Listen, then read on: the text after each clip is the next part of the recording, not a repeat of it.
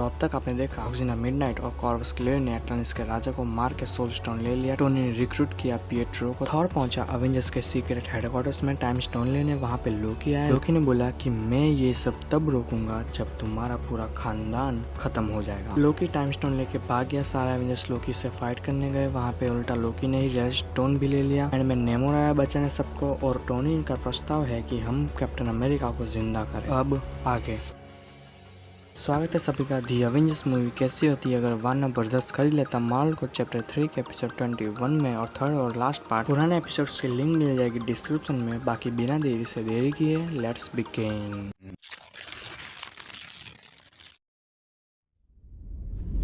हमें वही कॉन्वर्सेशन देखने को मिलती जो लास्ट पार्ट में अधूरी रह गई थी। टोनी बोला कि हमें स्टीव को जिंदा कर ही देना चाहिए कि हम सब जब एक हो गए हैं तो उसे भी जिंदा कर ही देते हैं ना। जानता हूँ काफी ज्यादा डम डायलॉग है बट पिएट्रो बोला पर कैसे करेंगे उन्हें जिंदा। टोनी बोला जैसे जीमो ने किया था रेड स्कल को। थॉर बोला उसका परिणाम हम सब जानते हैं। टोनी बोला पर भाई मेरे रेड स्कल ऑलरेडी एक फेल्ड एक्सपेरिमेंट था और स्टीव तो एक सक्सेसफुल एक्सपेरिमेंट है। नेमोर कहता पर फिर भी। टोनी टोकर बोला पर वर्ड छोड़ो तुम और पिएट्रो जाके स्टीव की बॉडी को लेके तब तक हम यहाँ पे सब कुछ संभालते हैं। थॉर बोला कि मुझे कुछ काम है मैं अभी आया। पिएट्रो और नेमोर स्टीव की कब्र खोद रहे होते। पिएट्रो बोला कि वो मेरे मेंटोर थे। नेमोर बोला सिर्फ तुम्हारे नहीं काफी लोगों के थे। थॉर पहुंचा एसगार्ड पे। थॉर लोगों की कही गई सारी बात फ्रीगा को बताता। फ्रीगा कहती कि हाँ ये बात सच है तुम्हारे पिता ने एक फ्रॉस्ट जायंट के साथ जबरदस्ती की थी। थॉर चौंक जाता ये सुन के। थॉर बोला तो फिर आपने ये बात मुझे पहले क्यों नहीं बताई। फ्रीगा बोली कि मुझे लगा कि सही समय आने पे मैं तुम्हें बताऊंगी। फ्रीगा आगे बोली तो क्या लोकी ये सब गुस्से की आग में कर रहा है। थॉर बोला हाँ। फ्रेया कहते कि ठीक है तो तुम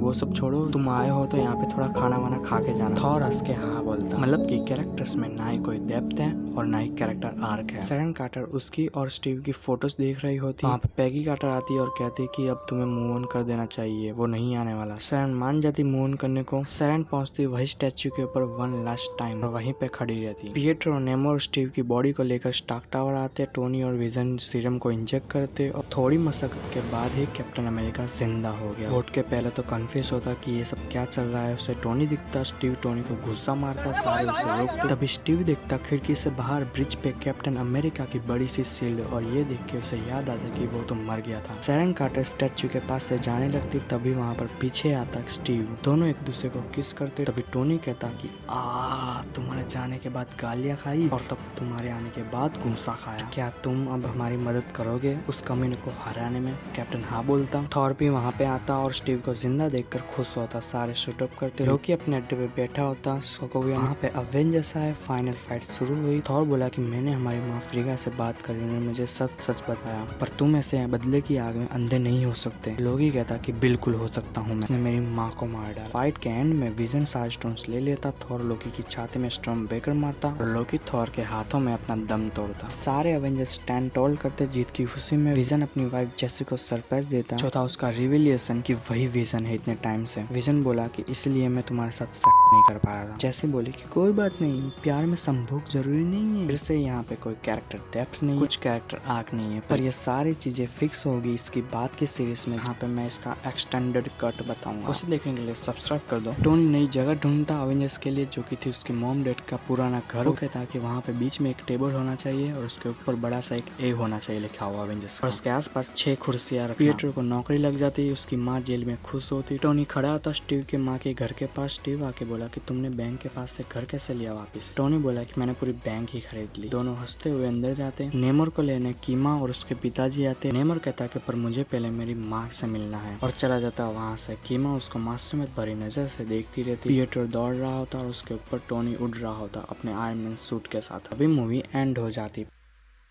पोस्ट क्रेडिट में हमें दिखता 2 स्वॉर्ड लिए बंदा जो आ रहा है किसी क्रूज पे। ऊपर चढ़ता तो पता चलता कि वहाँ पे जीमो बैठा है ऑलरेडी। जीमो कहता कि उन्होंने 17 साल पहले मेरे डैड को हैंडीकैप बनाया। 7 साल पहले मेरे पूरे परिवार को खत्म किया तो मैंने 2 साल पहले उनको ही खत्म कर दिया। पर सुना है कि वो 1 हफ्ते पहले वापस आ गए हैं तो मुझे भी वापस आना ही था ना। पर इस बार मैं उनको एक दूसरे से अलग नहीं करूंगा। उनको एक साथ ही भगवान के पास भेज दूंगा। जी हाँ मैं बात कर रहा हूँ अर्थ के सो कोल्ड माइट हीरोज यानी कि अवेंजर्स की। और क्या तुम इसमें मेरी मदद करोगे। तभी कैमरा शिफ्ट होता उस बंदे के ऊपर जो 2 स्वॉर्ड लिए आया था और तभी पता चला हमें कि वो और कोई नहीं डेडपूल है। डेडपूल कहता कि हाँ जरूर करूंगा मदद अगर नोटें अच्छी मिलेगी तो।